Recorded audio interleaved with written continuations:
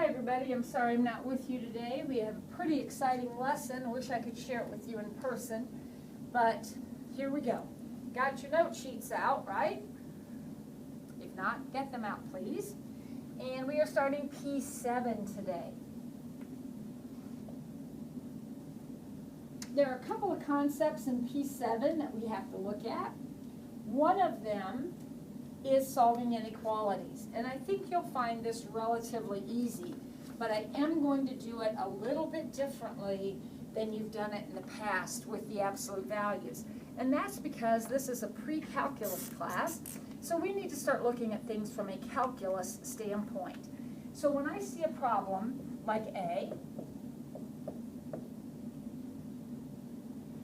I think of this as the distance between x and 2. Now, before you get confused about that, I want you just to stop and think for a minute. If I said to you, how far is it, or what is the distance from 10 to 15, you would say 5. And I would say, okay, well, how did you get 5? And you would say, you took 15 minus 10. Or we could take 10 minus 15. As long as you take the absolute value, the distance here is going to be 5, regardless of which order you subtract. So when I see a subtraction inside an absolute value, a subtraction inside an absolute value, I know it's talking about distance. So the distance between x, which I don't know what x is, and 2 is more than 3. So groupies, here's my number line, and here is the number 2. If I want to be 3 units, it says the distance is more than 3. If I want the distance to be exactly 3, here I am at 2. If I want the distance to be exactly 3, then where would that x have to be? It would be at 5. But could I be 3 units this way? I sure could be. And then I would be where? If I went backwards 3 units, I would be at -1. So these two numbers are exactly 3 units away from 2. Well, where are the numbers that are more than 3 units away? Are they in here? Or are they out here? You're right, they're out here. If these numbers are 3 units away, then these are going to be more than 3 units away. So your answer is everything less than -1 or greater than 5. Now, for those of you concrete thinkers out there, notice what number did I put right in the middle of my number line? The opposite of that. That says x minus 2, so I put a 2 there. And then how did I get my answers? I started at that 2, and I counted forward 3 and backward 3. So when you look at the next one,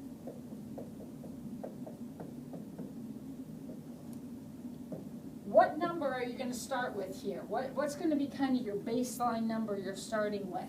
The opposite of that, which is -5. And then we're going to count. And how far are we going to count? 6 units. We're going to count 6 this way and 6 this way. So if we count 6 this way, we'd be at 1, -5 plus 6. And if we went 6 backwards, we'd be at -11. -5 back up 6. Now, wait a minute.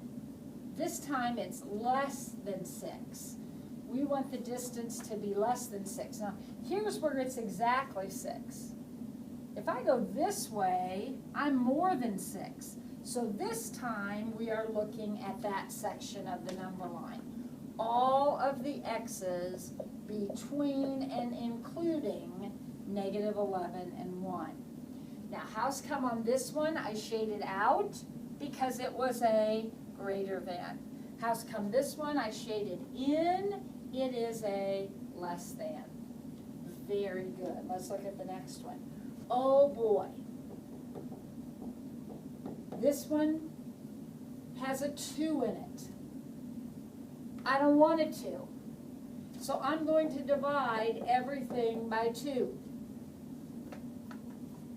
Now don't say, Mrs. Ford, is that legal? Of course it's legal. I don't do illegal things. Divide everything by 2. So now the problem says x minus 4, and this is 3 1/2. 7 halves or 3.5.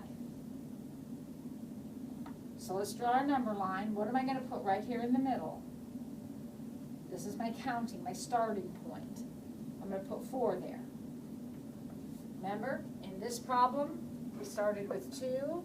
In this problem, we started with -5. So in this problem, we're going to start with 4. Now I'm going to count to get my 2 numbers that are part of my answer. This number is not part of my answer. I'm going to count this way 3 1/2 and this way 3 1/2. All right, so 4 plus 3 1/2, 4 minus 3 1/2. That's a greater than. What does a greater than tell me? I need to push beyond those points. So my answer is everything less than or equal to 0.5 or greater than or equal to 7.5. One more. Do not be freaked out. Like you, I do not like the way this problem looks. It looks backwards to me. So remember what we said here? That as long as you're taking the absolute value, 15 minus 10 and 10 minus 15 are the same, right? As long as you're taking the absolute value. So if I don't like the order that's in, I am simply going to turn it around. Because as long as I'm taking the absolute value, it's legit. Now I'm going to divide everything by 4. Oops. Sorry about that. So I have x minus 3/4 less than 9/4. Now over here I used a decimal. Here I'm using fractions. It doesn't make a difference. Use whatever you are comfortable using. Draw your number line. What number is going to go right here? Where's our counting number? We're starting with what number? We're starting with 3/4. And now we're going to count back and forth 9/4. So 3/4 plus 9/4 would be 12/4 or 3. 3/4 minus 9/4 would be -6/4 or -3/2. Now, do I want the numbers outside of those or do I want the numbers inside of those? It's a less than, gang. Less than means inside. So our answer is everything between 3/2 and 3. Now, if you are taking good notes, even if you're a little shaky, and I can see why you might be a little shaky on this, you can use the way we did these problems. You can look here and use these as examples and get your homework, your absolute value homework done. Now, we've got another kind of inequality. This is not absolute value. These are polynomial inequalities. So what we need to do, I'm going to take a wild guess. When you see this, what do you think of? I mean, if you have to do something to it, what do you think you might do? How about factor? Does that what you were thinking?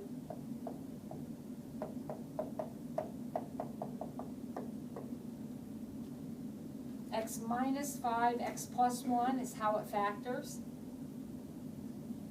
All right, here we go again with the number line, kids. We're going to draw a number line. This time I'm going to put 2 dots on my number line. 1 dot goes at -1 and 1 dot goes at 5. I want you to notice a common theme here. Remember in our absolute values, when it was x minus 3/4, you put your original counting number, you started counting at positive 3/4, it was the opposite of that. Well, this is exactly the same thing. If you have x minus 5, you're going to put your dot at 5, x plus 1, it goes at -1. Okay? Now, I want you to pick any number except -1 and 5. Pick any number except -1 and 5. What did you say? 2? 2's a great choice. Now listen, in order to start this, you have to be very careful and get 2 in the right place. 2 is in here. 2 is in this space. You might choose a number out here, you might choose that number out here, but if you picked 2, you picked in this space. So we are looking at numbers in this space. If you put the number 2 into this parentheses, it would give you a negative result. It would give you a -3, 2 minus 5. If you put 2 in here, it would give you a +3. So when you put 2 in, and I'll think of it as an ordered pair, you put 2 in, you got -9 out. Now what did we want to get out of this problem? This problem says, I want to multiply these two things together and be greater than 0. What does greater than 0 mean? Positive. Did I get a positive answer when I stuck 2 into my parentheses? No, I did not. That means that this section of the number line does not work. Okay? Now, pick a number over here in this section. How about -2? So I'm going to put -2 in. Now -2 would give me -7, and -2 would give me -1. I am putting -2 because that's just a number I picked this way on the number line. You could have picked -3, -10, -7 million, doesn't make any difference.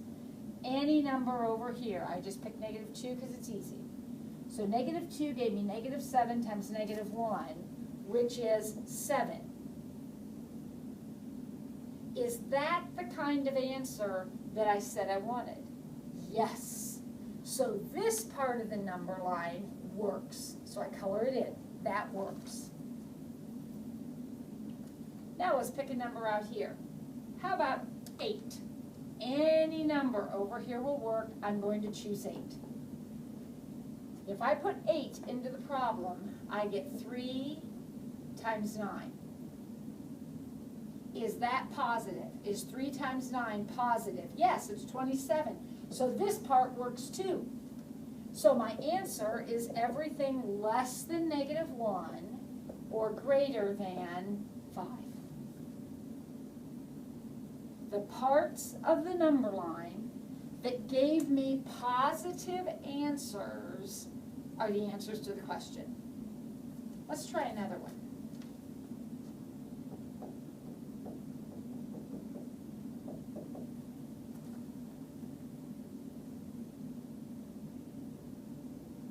Okay, let's factor. X plus 10, x minus 1. Where are the dots going to go on my number line this time? At -10 and +1. You're right. And they will be solid this time, so let's just take care of that. Now pick a number, any number that you want, any number at all that you want. Let's pick one. How about 2? Let's pick 2. So out here's 2. So we're going to put 2 in. 2 is going to give us 12 times 1. 2 gives us 12 times 1. Is that the kind of answer we wanted? What does less than 0 mean? Negative. Does that give us a negative answer? No, it does not. So that part of the number line doesn't work. Now I want to show you a little hint here. I know we've only done one example, but did you notice this section worked, this section didn't, and this one did? They always alternate like that, unless there's something weird about the problem, and there's nothing weird about these problems. Unless there's something weird about the problems, like a squared factor, for example, a quadratic factor, they will do this, okay? Now, if this section didn't work then, this one will, and this one won't. So the answer to the problem is everything between negative 10 and 1. And I knew that because I figured out already this section didn't work. And since the sections alternate, work, don't work, work, don't work, work, don't work, I knew when this one didn't work, this one would have to, and this one wouldn't. If you're uncomfortable with that alternating thing, or if what I'm saying just doesn't make sense, then go ahead and pick a number in each section like we did in our first example, and you will get your answer that way. It just takes longer. I'm trying to save you a little time. All right, let's try one more here, and then we're going to try something a little different. Here we go. This is C.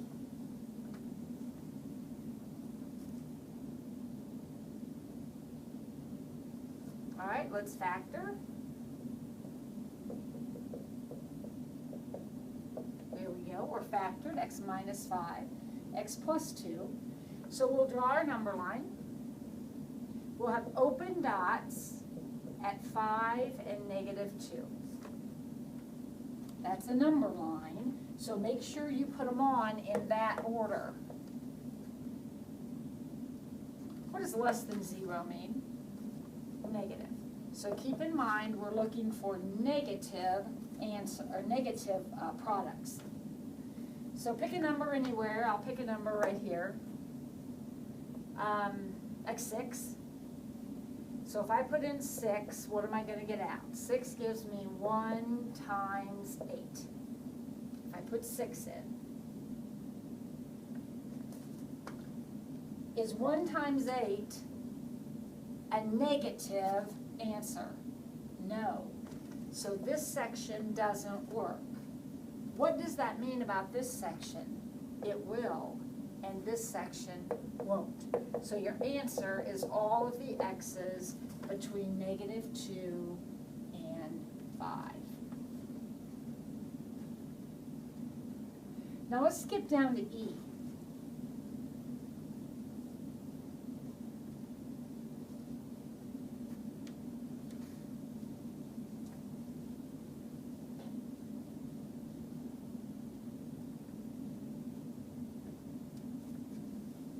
Okay, E.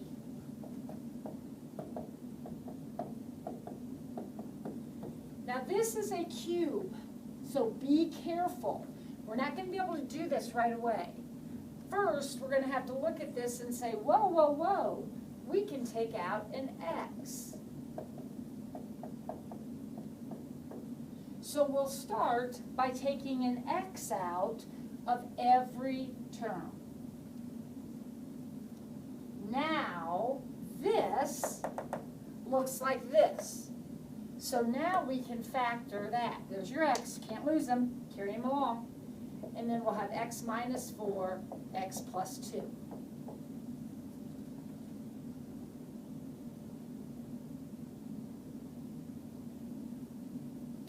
Guess what's going to happen this time, you guys? We're going to have 3 dots on our number line. All open dots. We're going to have 3 of them. This one's at 4. This one's at negative 2. And guess where that one is? He doesn't have a number hooked to him. So he is at 0. A plane X is a 0. Every X will have a dot. So if you have 3 X's, you're going to have 3 dots. Now what does this mean? Greater than 0. It means we want to be positive. Well, let's see. Let's pick a number out here, like 5, and let's put it in for all the X's and see what we get. Well, if we put in 5, we would get 5 times 1 times 7. So I'm putting in 5. I just randomly picked a number out here, and 5 seemed like a good one. 5 times 5 minus 4, which is 1. 5 plus 2, which is 7. So I get 35. Is that positive? Yes. So this part of the number line works. Now guys, if this part works, what about this part? It will not. What about this part? It will. And what about this part? It will not. So my answer is everything between -2 and 0, that's this section, everything from -2 to 0, or everything bigger than 4, because that's shaded on forever and ever. So here's your answer. One more. It's another cube, just like this one was a cube. So how are we going to start that? We're going to take out an x, just like we did there. And that'll leave us with x squared minus 1. This was on a worksheet the other day. I don't know if you remember it or not. This factors as the difference of squares, x plus 1, x minus 1. So our dots, again, there are 3 of them. They're nice and closed in this time because of the or equal to. Where will the dots be? Well, that one's at 0, that one's at -1, and that one's at +1. Remember, a plane X means the dot is at 0. If there are 3 X's, there have to be 3 dots. All right, let's pick a number. How about, oh, first of all, what am I looking for? What does less than 0 mean? Negative. Let's keep that in mind. We want to be negative. We want to have a negative answer. When I multiply all these together, I have to get a negative. Okay, so let's put in 2. So putting in 2 gives me 2 times 3 times 1. If I put in 2 here, 2 here, and 2 here, I get 2 times 3 times 1, which is 6. Is 6 negative? No. So this section does not work. What does that mean then? If that section doesn't, this one will, this one won't, and this one will. So our answer is everything less than or equal to -1, or between 0 and 1. Your answer is the part of the number line that is shaded in.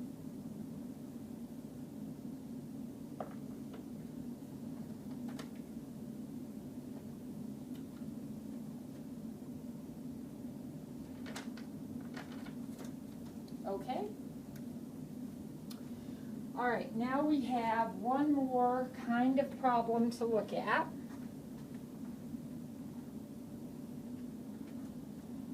And that is a little word problem. It's called projectile motion. So let's take a look at it here in number 3. The equation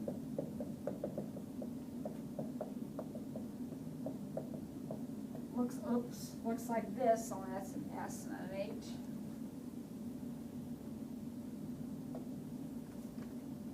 Let's talk about what all these letters mean, because this is the formula you are going to be using to answer all of these questions. Okay? So this notation means the height at time t. That's what S of t means. This is read S of t. And it means the height at time t. T is your seconds. So this is the height at time t seconds. V sub naught, this is read V sub naught, is your initial velocity. And S sub naught is your initial height. So for example, if you are standing on top of a 100-foot cliff and you throw a ball up into the air, your initial height would be 100. But if you're standing on the ground, like right here, and you throw a ball up into the air, then your initial height is 0. So when I read problem 3, it says, a ball is thrown off the top of a building 12 feet tall with an initial velocity of 18 feet per second. So your equation is going to look like this. Negative 16t squared plus 18t, because it tells me my initial velocity is 18. This is the initial velocity, so 18t plus 12, because the ball was thrown initially from a height of 12 feet. When will it hit the ground? Now, kids, at this point, once you have plugged in your initial velocity and your initial height, which has to be given to you, somebody has to give you that information. So you've plugged that in. How many variables do you have left? This stands for time, how many seconds, and this stands for height. So you have a height variable and you have a time variable. Now, one of those must be given to you so that you can solve for the other one. So let's read it. When will it hit the ground? Now, wait a minute. They're asking me when, so it seems like this is what I'm looking for. If the ball is on the ground, it says, when will it hit the ground? What would its height be if it's on the ground? 0. So I'm going to put 0 over here for the height, and I am going to solve this equation.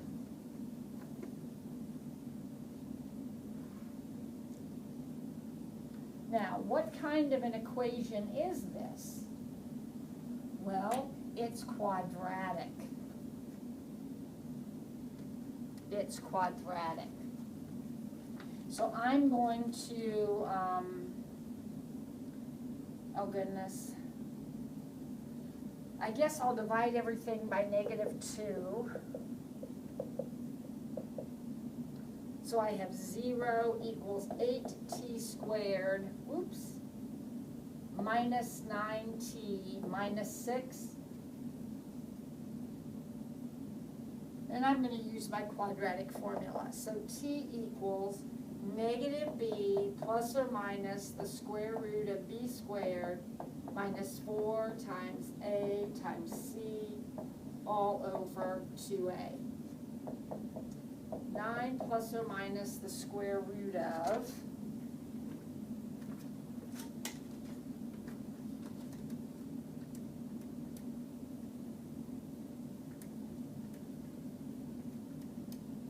273 over 16. So that's 9 plus root 273 over 16 and 9 minus. Now, normally I don't break these up, but I am this time because it says, when does the ball hit the ground? And I'd like to be able to say, 2.1 seconds or something like that. So I'm going to get the decimal values for these. 9 plus the square root of 273 equals, divided by 16, that's about 1.6.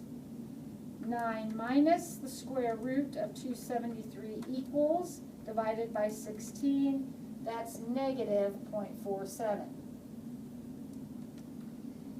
Remember our conversation, kids, about extraneous roots? This is one. Why is that an extraneous root? Remember what it stands for. The question said, when is the ball on the ground? Does a negative answer make sense? No. So we throw it out. The answer to the question is 1.6. Now, your head's probably spinning, and that's okay. We'll get it sorted out. Let's try another one. Okay? Now let's try the next part of that problem. When will the ball be 15 feet above the ground? Now remember, this is your equation.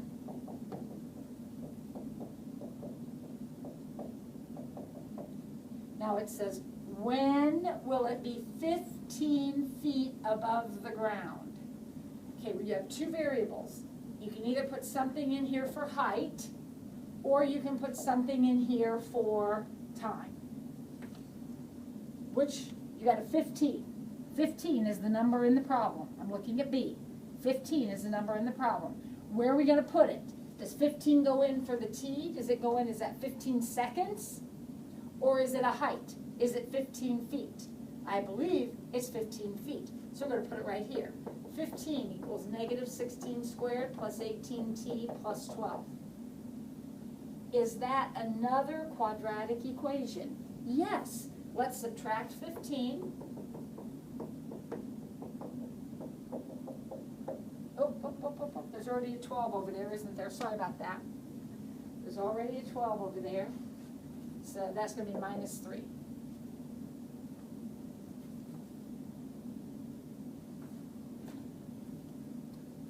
Let's use the quadratic formula and see what happens. So t equals negative b plus or minus the square root of b squared. 18 squared. Is that 324?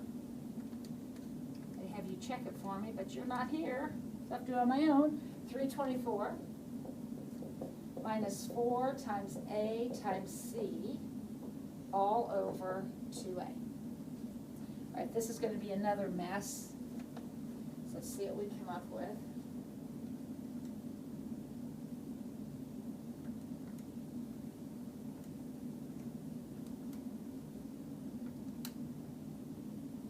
I got negative 18 plus or minus the square root of 132.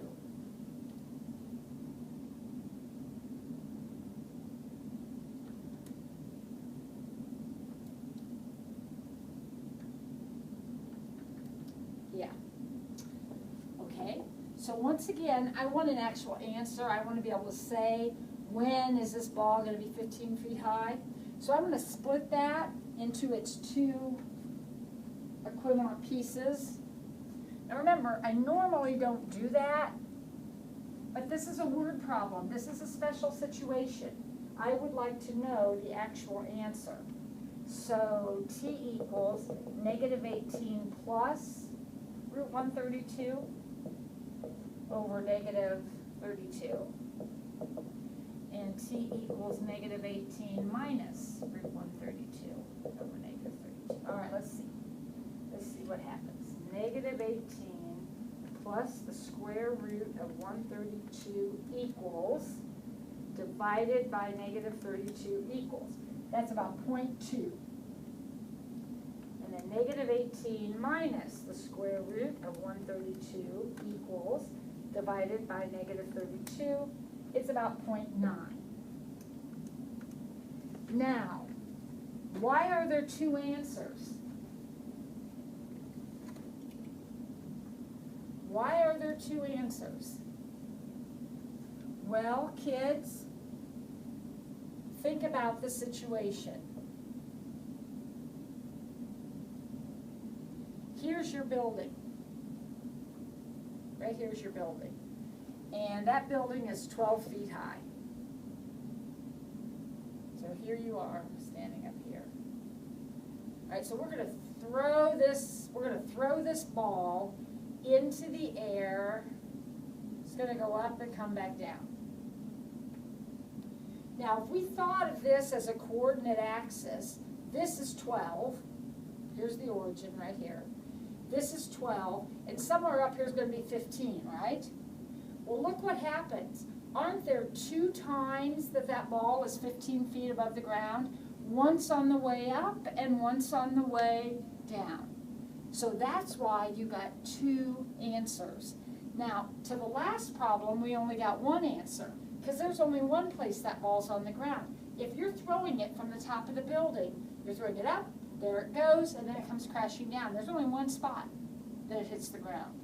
There are 2 spots that it's 15 feet above the ground.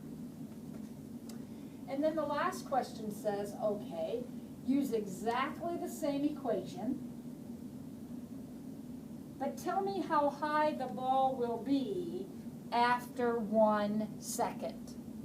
Now again, here's your equation. How high will it be after 1 second? You're either going to put the 1 here, like you put the 50, I erased it, but we put the 15 there when it was 15 feet, or we're going to put the 1 in here for the t's. Which is it?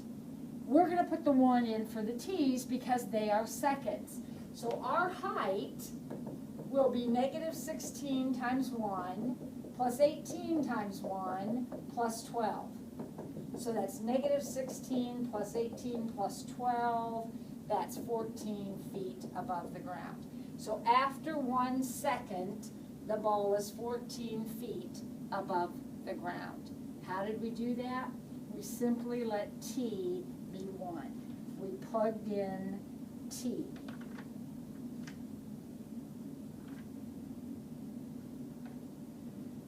All right, number 4, we should be able to do the same thing.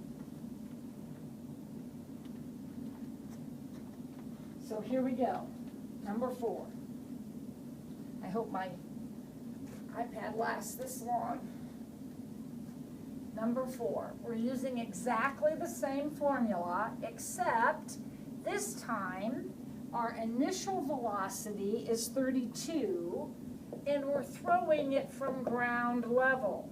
So we have negative 16t squared, that never changes, plus 32t, plus 0. You're throwing it from ground level. So your initial height is 0. When will it hit the ground? Now, again, I hate to sound like a broken record. Every time you do this, you're either going to put a number in here or you're going to put a number in here. Now, when will it hit the ground? They didn't give me any numbers, actual like numbers, but they told me it's on the ground. What does that mean? If it's on the ground, its height is 0. I said distance.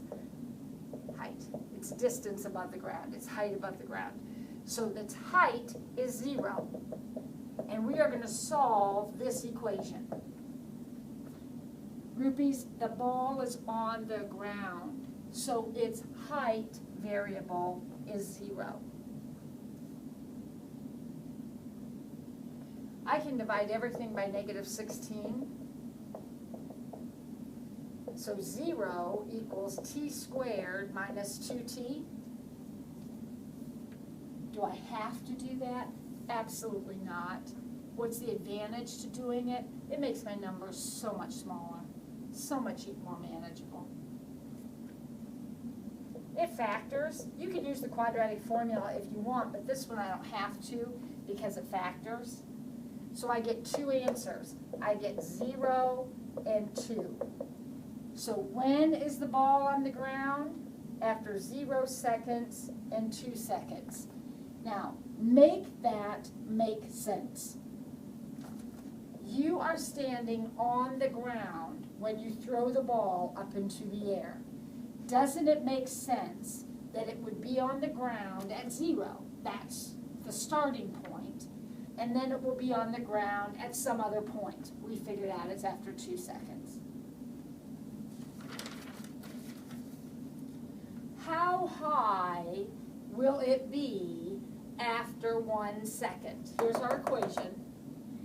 Or after 1/2 second. How high will it be after 1/2 second? All right, now gang, they give you a 1/2. The 1/2 either goes here, like the 0 did, it either goes here for height, or it goes in for the t's. What are you going to do with the 1/2? You're going to put it in for the t's. So s of t, your height, equals negative 16 times 1/2 squared plus 32 times 1/2. 1/2 squared is 1/2 times 1/2, that's 1/4. 1/4 of negative 16 is negative 4, and half of 32 is 16. So it is 12 feet above the ground after half a second. After half a second, it's 12 feet above the ground. I did that arithmetic by hand. Feel free to do that arithmetic on your calculator if you need to. One more question. When will it be 20 feet high? Here's your equation. When will it be 20 feet high? You're either going to put a number here or you're going to put a number here. Where are you going to put 20 feet? Right there. So 20 equals negative 16t squared plus 32t. What kind of an equation is that? Quadratic. Let's move that 20 over. And is there anything I could divide by that might make my numbers smaller to work with? It really doesn't matter, but I'm just more comfortable with smaller numbers. I could divide everything by negative 4. So 4t squared minus 8t plus 5. There's my equation. I don't think that factors, so I guess I'll use my quadratic formula again. T equals negative b plus or minus the square root of b squared minus 4ac all over 2a. 8 plus or minus the square root of, what's that end up equaling?